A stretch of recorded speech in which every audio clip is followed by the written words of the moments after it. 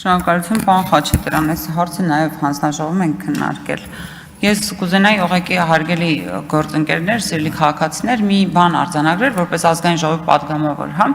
մի խնդիր, որ երբ օրինակ համայնքներում որևէ անօրինական գնումների գործընթացում անօրինականություն է տեղի ունենում, հա, ազգային ժողովի падգամավորի համար դա պարզ է դառնում ընդամենը ինչ որ ժամանակ անց,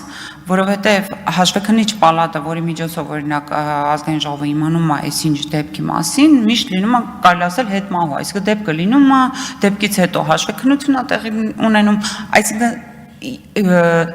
կանխարգելիչ եւ տեղում արգելակող որևէ գործիքակազմ գոյություն չունի։ Հիմա այս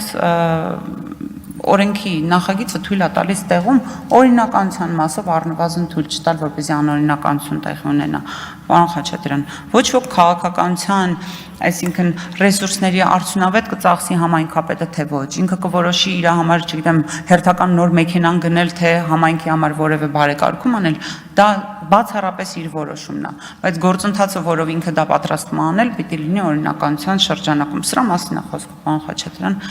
այսքանը սիրելի գործընկերներ, ես նույնպես առաջարկում եմ կողմ քվեարկել։ Շնորհակալություն։